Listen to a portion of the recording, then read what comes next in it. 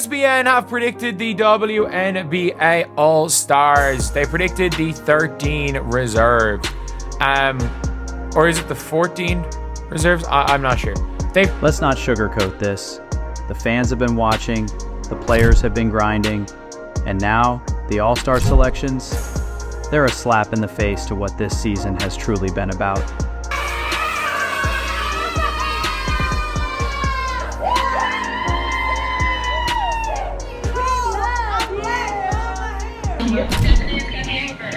Hey Kathy, good, how are you?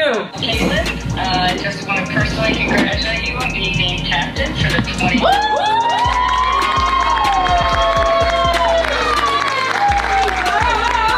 All the best to the whole team tomorrow.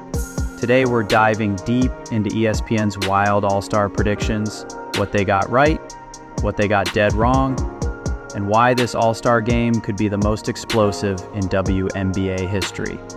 Buckle up. Let me take you inside the mind of a Fever fan. Every game, every possession feels like something bigger, not just for Caitlin Clark, but for what this moment means to the league. We're not just watching basketball anymore, we're witnessing a movement. Caitlin Clark isn't just a rookie, she's a cultural shift. Every time she touches the ball, cameras are flashing, the arenas are packed, the chatter online is deafening.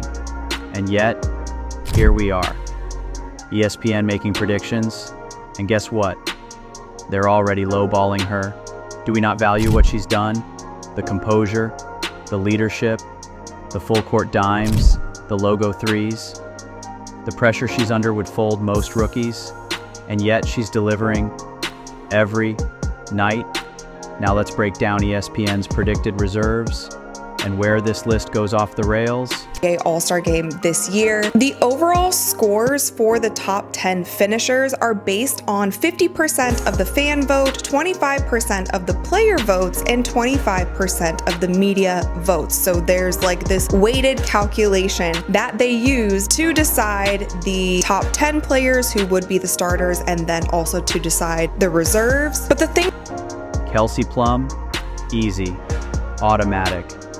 Kelsey Mitchell, a lock, should have been a starter. Skylar Diggins, no debate. Alyssa Thomas, should be starting, period. But then, we see Brittany Sykes, and I have one word, why? She hasn't been herself, and lately, she's barely been visible. Sonia Citron has outplayed her, plain and simple. Meanwhile, no Alana Smith, that's criminal. Absolutely disrespectful. This is the second best player on the team that shocked the league. She's second in blocks, hitting nearly 40% from three, and doing all the dirty work. You ask anyone on that Lynx team, they'll tell you no Alana, no wins. Real quick, if you're feeling the passion, if you're riding with Caitlin, if you know Alana Smith deserves her flowers, do me a favor. Smash that like button and hit subscribe. This channel's for the real ones who love the W, and we're just getting started. Now let's talk about Angel Reese.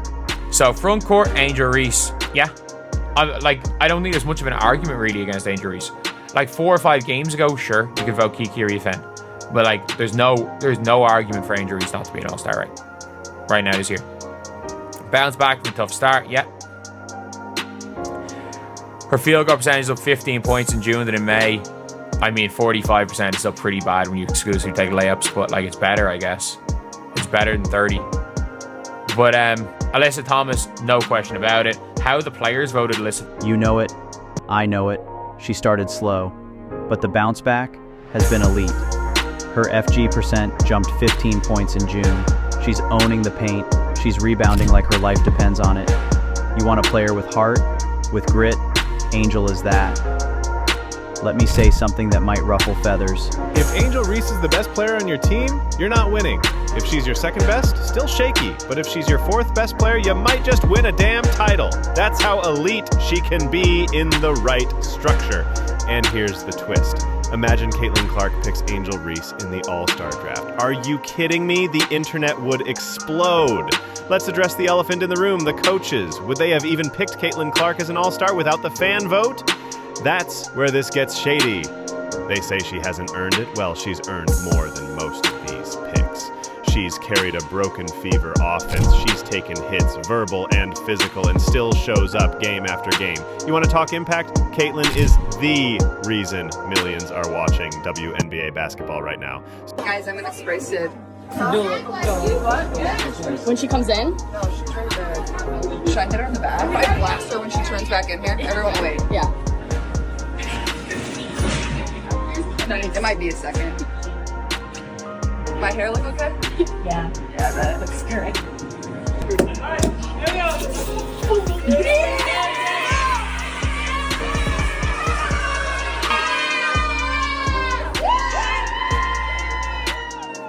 So let me ask you, what does All-Star mean if not that? Now, don't get it twisted. A'ja Wilson is the best player in the league, no debate. But the Aces, they're getting by on legacy status.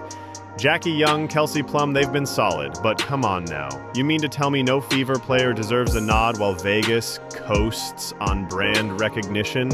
The Aces are not the dominant force they were last year. Meanwhile, Caitlin and the Fever are scratching and clawing for every W, and the league just keeps moving the goalposts. Let's talk snubs. Alana Smith should have been there. Sonia Citron, been better than half the guards on this list. Dearica Hamby, love her hustle, but third best on her team and makes it over Alana? Nah. Gabby Williams, great player, but you can't tell me she's done more this year than Alana Smith. Ryan Howard, talented but too inconsistent, too many duds. This All-Star game is more than a midseason showcase. It's the future, a glimpse of the new era, and it's messy, it's passionate, it's real. You've got beef. You've got rivalries. You've got Caitlin Clark going toe-to-toe with the old guard, Angel Reese with something to prove, Skylar Diggins back from the shadows, and a league that's still figuring out how to handle the weight of all this attention. ESPN got some of this right, but they got a lot wrong. Got a peel back the curtain reveal on what the other players in the league think of Caitlin Clark. Stirred up the internet last night was when we found out how the players ranked some of their fellow players, and of course specifically Caitlin Clark.